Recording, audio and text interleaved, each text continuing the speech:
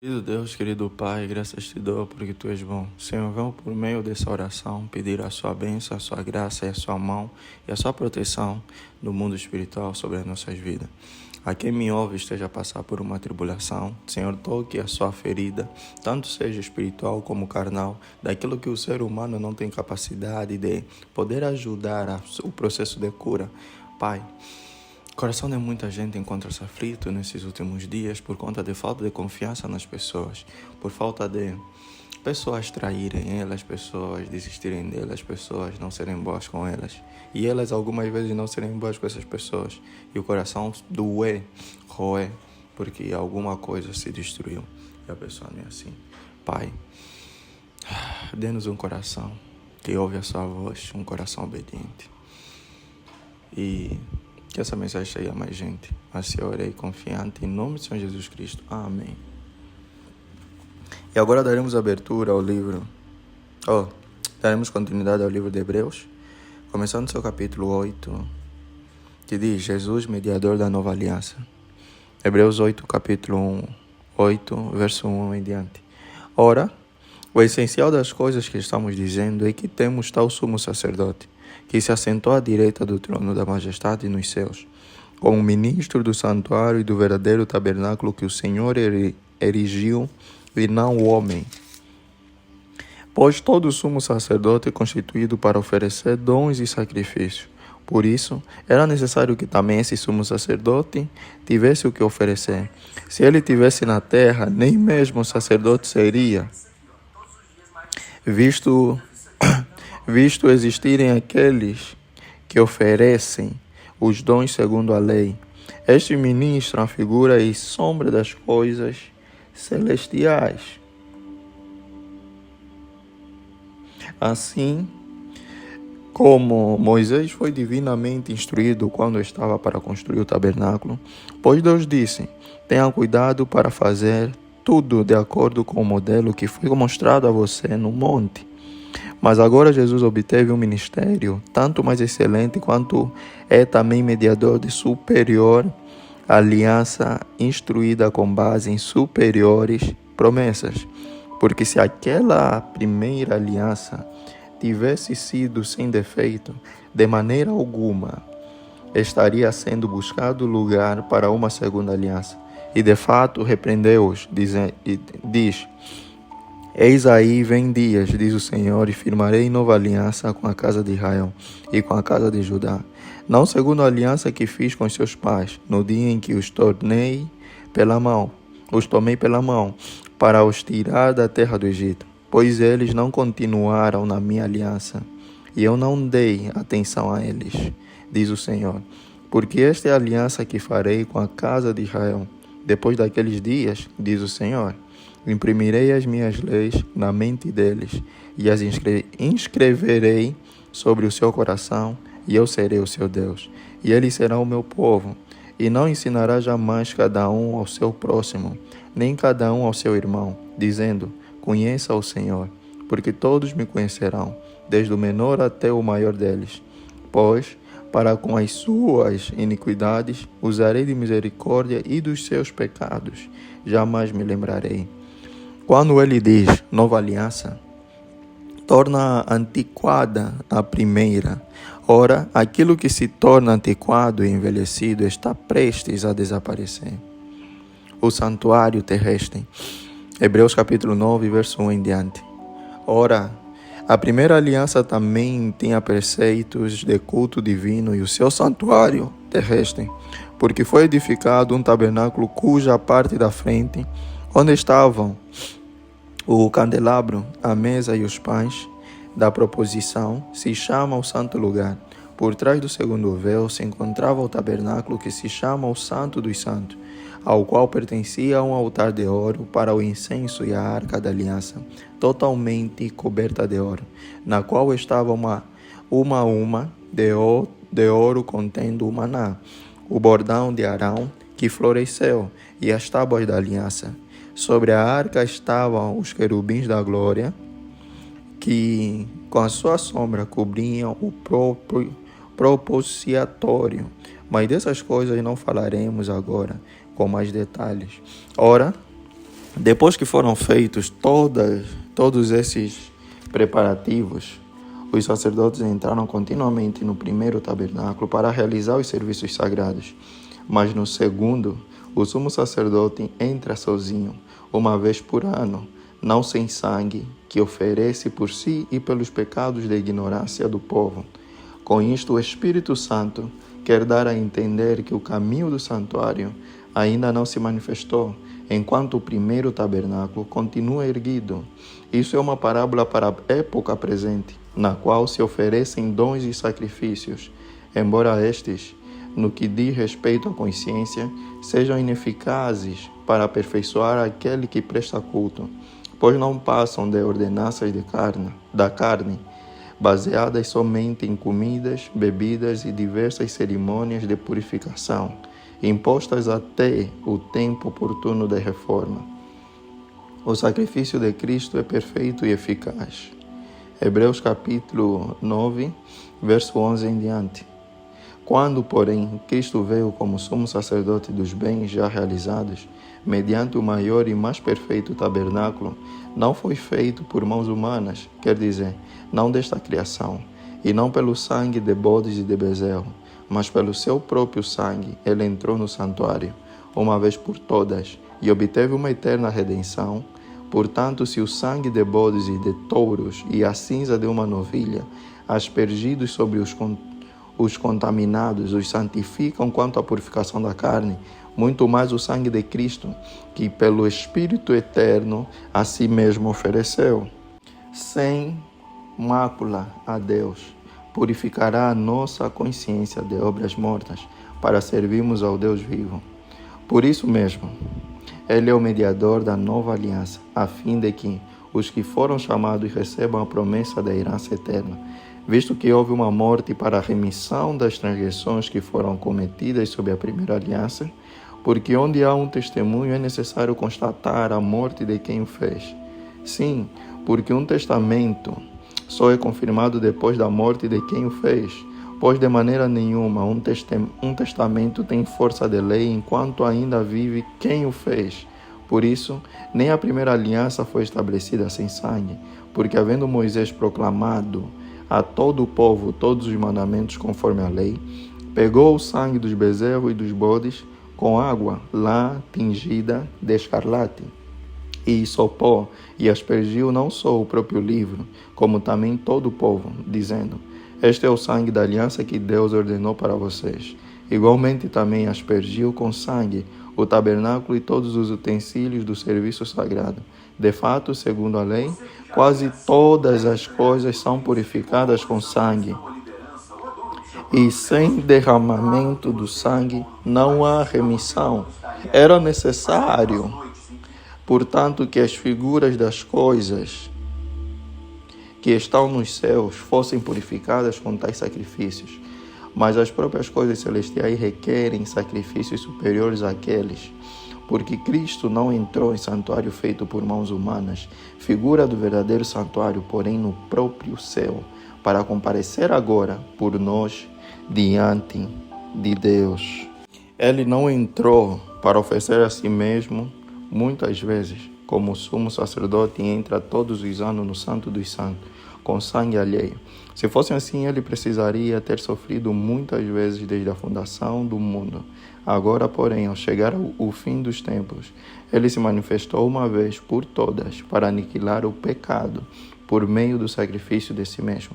E assim como aos homens está ordenado morrerem uma só vez, vindo depois disso o juízo, assim também Cristo, tendo se oferecido uma vez por todas para tirar os pecados de muitos, aparecerá a segunda vez, não para tirar pecado, mas para salvar aqueles que esperam por ele. O sacrifício de Cristo é único e para sempre. Hebreus capítulo 10, verso 1 em diante. Ora, visto que a lei é apenas uma sombra dos bens vindouros, não a imagem real das coisas, nunca consegue aperfeiçoar aqueles que se aproximam de Deus com os mesmos sacrifícios, que ano após ano continuamente eles oferecem. Se isto fosse possível, será que o sacrifício não teriam deixado de ser oferecidos? Porque os que prestam culto tendo sido purificados uma vez por todas, não mais teriam consciência de pecados. Entretanto, nesses sacrifícios ocorre recordação de pecados todos os anos, porque é impossível que o sangue de touros e de bodes remova pecados. Por isso, ao entrar no mundo, Cristo disse: sacrifício e oferta não quiseste, mas preparaste um corpo para mim. Não te agradaste de holocaustos e ofertas pelo pecado. Então eu disse: eis aqui estou, no rolo do livro está escrito a meu respeito. Estou aqui para fazer, ó Deus, a tua vontade. Depois de dizer, como acima, sacrifícios, ofertas, holocaustos e ofertas pelo pecado, não quiseste, nem deles te agradaste, coisas que se oferecem segundo a lei, num segundo momento acrescentou: eis aqui estou para fazer, ó Deus, a tua vontade. Ele remove o primeiro para estabelecer o segundo. Nessa vontade é que temos sido santificados mediante a oferta do corpo de Jesus Cristo, uma vez por todas. Ora, todo sacerdote se apresenta dia após dia para exercer o serviço sagrado e oferecer muitas vezes os mesmos sacrifícios, que nunca, jamais podem remover pecados. Jesus, porém, tendo oferecido para sempre um único sacrifício pelos pecados, assentou-se à direita de Deus, aguardando daí em diante até que os seus inimigos sejam postos por estado dos seus pés. Porque com uma única oferta aperfeiçoou para sempre os que estão sendo santificados, e disto nos dá testemunho também o Espírito Santo. Porque após ter dito: esta é a aliança que farei com eles, depois daqueles dias, diz o Senhor, imprimirei as minhas leis no coração deles e a inscreverei sobre a sua mente. Acrescenta: também dos seus pecados e das suas iniquidades jamais me lembrarei. Ora, onde há remissão de pecados, não existe mais necessidade de sacrifício pelo pecado. O acesso à presença de Deus. Hebreus capítulo 10, verso 19 em diante. Portanto, meus irmãos, tendo ousadia para entrar no santuário, pelo sangue de Jesus, pelo novo e vivo caminho que ele nos abriu por meio do véu, isto é, pela sua carne, e tendo um grande sacerdote sobre a casa de Deus, aproximemo-nos com um coração sincero, em plena certeza de fé, tendo o coração purificado de má consciência e o corpo lavado com água pura. Guardemos firme a confissão da esperança, sem vacilar, pois quem fez a promessa é fiel. Cuidemos também de nos animar uns aos outros no amor e na prática de boas obras. Não deixemos de nos congregar, como é costume de alguns, pelo contrário. Façamos as demonstrações, ainda mais agora que vocês veem que o dia se aproxima. Porque se continuarmos a pecar de propósito, depois de termos recebido o conhecimento da verdade, já não resta sacrifício pelos pecados. Pelo contrário, resta apenas uma terrível expectativa de juízo e fogo vingador, prestes a consumir os adversários. Quem tiver rejeitado a lei de Moisés, morre sem misericórdia, pelo depoimento de 2 ou 3 testemunhas. Imaginem quanto mais severo deve ser o castigo daquele que pisou o Filho de Deus, profanou o sangue da aliança com o qual foi santificado e insultou o Espírito da graça. Pois conhecemos aquele que disse: a mim pertence a vingança, eu retribuirei. E outra vez, o Senhor julgará o seu povo. Horrível coisa é cair nas mãos do Deus vivo. Apelo para o passado, a recompensa não tarda. Hebreus capítulo 10, verso 32 em diante. Porque lembrem-se dos dias passados, quando depois que foram iluminados, vocês suportaram grande luta e sofrimentos. Em certos momentos, vocês foram transformados em espetáculo, tanto para serem insultados quanto para serem maltratados. Em outros, vocês se tornaram comparticipantes com aqueles que foram tratados assim, porque vocês não apenas se compadeceram dos encarregados, encarcerados, mas também aceitaram com alegria a expoliação dos seus bens, porque sabiam que tinham um patrimônio superior e durável. Portanto, não percam a confiança de vocês, porque ela tem grande recompensa. Vocês precisam perseverar para que, havendo feito a vontade de Deus, alcancem a promessa, porque ainda dentro de pouco tempo aquele que vem virá, e não irá demorar, mas o meu justo viverá pela fé. E se retroceder, dele a minha alma não se agradará. Nós, porém, não somos dos que retrocedem para a perdição, mas somos da fé para a preservação da alma. A natureza da fé. Ora, a fé é a certeza das coisas que se esperam, a convicção de fatos que não se veem. Pois pela fé os antigos obtiveram bom testemunho. Pela fé entendemos que o universo foi formado pela palavra de Deus, de maneira que o visível veio a existir das coisas que não são visíveis. Exemplo de fé. Hebreus capítulo 11, verso 4 em diante.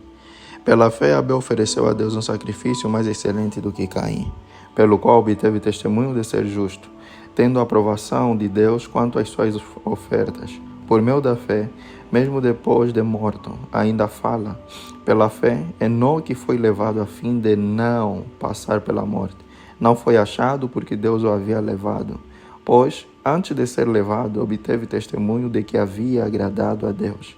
De fato, sem fé é impossível agradar a Deus. Porque é necessário que aquele que se aproxima de Deus creia que Ele existe e que recompensa os que o buscam. Pela fé, Noé, divinamente instruído a respeito de acontecimentos que ainda não se viam e sendo temente a Deus, construiu uma arca para a salvação de sua família. Assim, ele condenou o mundo e se tornou herdeiro da justiça que vem da fé. Os patriarcas. Hebreus capítulo 11, verso 8 em diante. Pela fé, Abraão, quando chamado, obedeceu, a fim de ir para um lugar que devia receber como herança, e partiu sem saber para onde ia. Pela fé, peregrinou na terra da promessa como em terra alheia, habitando em tendas com Isaque e Jacó, herdeiros com ele da mesma promessa. Porque Abraão aguardava a cidade que tem fundamentos, da qual Deus é o arquiteto e construtor. Pela fé também, a própria Sara, apesar de não poder ter filhos e já ser idosa, recebeu poder para ser mãe, pois considerou fiel aquele que lhe havia feito a promessa. Por isso também de um só homem, praticamente morto, saiu uma posteridade tão numerosa como as estrelas do céu e inumerável como a areia que está na praia do mar. Todos estes morreram na fé, não obtiveram as promessas, mas viram-nas de longe e se alegraram com elas, confessando que eram estrangeiros e peregrinos na terra. Porque os que falam desse modo manifestam estar procurando uma pátria, e se na verdade se lembrassem daquela de onde saíram, teriam oportunidade de voltar mas agora desejam uma pátria superior, isto é, celestial. Por isso Deus não se envergonha deles, de ser chamado seu Deus, porque lhes preparou uma cidade. Pela fé, Abraão, quando posto à prova, ofereceu Isaque. Aquele que acolheu as promessas de Deus estava a ponto de sacrificar o seu único filho, do qual havia sido dito: a sua descendência virá por meio de Isaque.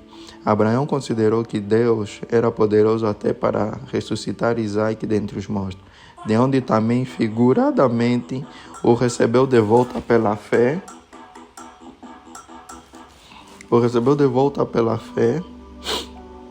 Igualmente, Isaque abençoou Jacó e Esaú a respeito de coisas que ainda estavam para vir.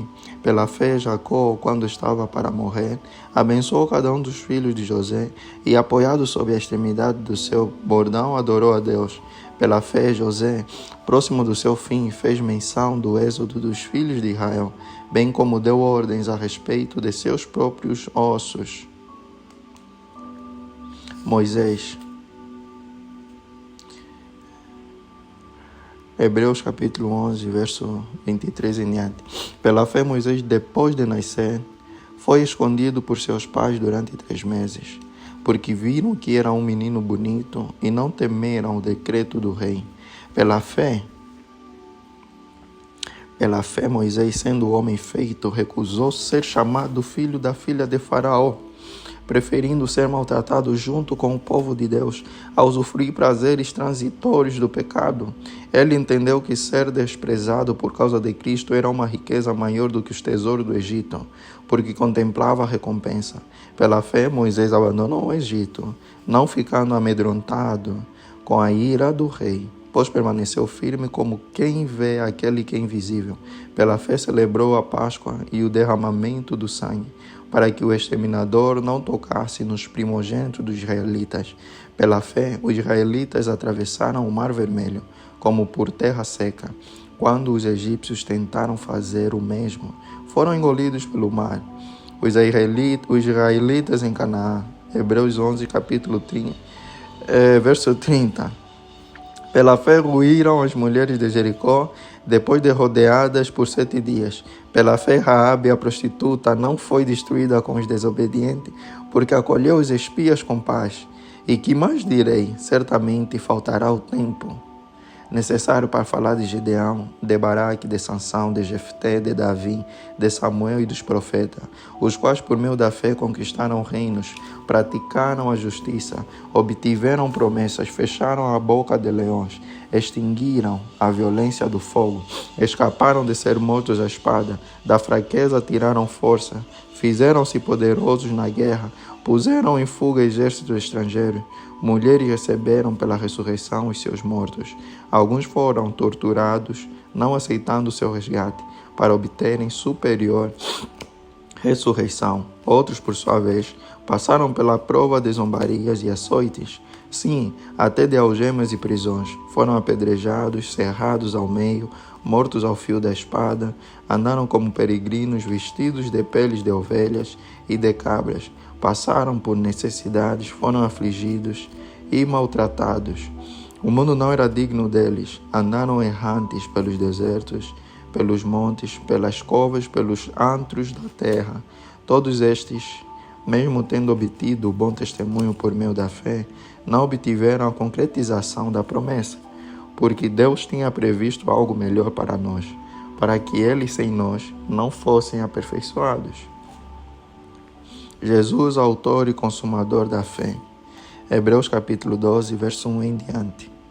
Portanto, também nós, visto que temos a rodear-nos tão grande nuvem de testemunhas, livremos-nos de todo o peso e do pecado que tão firmemente se apega a nós e corramos com perseverança a carreira que nos está proposta, olhando firmemente para o autor e consumador da fé, Jesus, o qual, em troca da alegria que lhe estava proposta, suportou a cruz sem se importar com a vergonha, e agora está sentado à direita do trono de Deus. Portanto, pensem naquele que suportou tamanha oposição dos pecadores contra si mesmo, para que vocês não se cansem nem desanimem. A disciplina de Deus é para o nosso bem. Hebreus capítulo 12, verso 4 em diante. Na luta contra o pecado, vocês ainda não resistiram até o sangue, e vocês se esqueceram da exortação que lhes é dirigida como a filhos.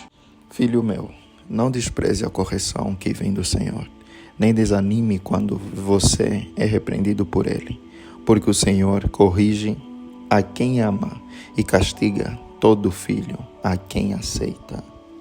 É para a disciplina que vocês perseveram. Deus os contrata como filhos. E qual é o filho a quem o pai não corrige? Mas se estão sem essa correção, da qual todos se tornaram participantes, então vocês são bastardos e não filhos. Além disso, tínhamos os nossos pais humanos que nos corrigiam e nós os respeitávamos. Será que então não nos sujeitaremos muito mais ao Pai espiritual para vivermos? Pois eles nos corrigiram por pouco tempo, segundo melhor lhes parecia. Deus, porém, nos disciplina para o nosso próprio bem, a fim de sermos participantes da sua santidade. Na verdade, toda disciplina, ao ser aplicada, não parece ser motivo de alegria, mas de tristeza. Porém, mais tarde, produz frutos pacíficos aos que têm sido por ela exercitados fruto de justiça. Por isso, levantem as mãos cansadas e fortaleçam os joelhos vacilantes. Façam caminhos retos para os seus pés, para que o manco não se desvie, mas seja curado. firmes na graça de Deus. Hebreus capítulo 12, verso 14 em diante. Procurem viver em paz com todos e busquem a santificação, sem a qual ninguém verá o Senhor. Cuidem para que ninguém fique afastado da graça de Deus e que nenhuma raiz de amargura brotando cause perturbação e por meio dela muitos sejam contaminados.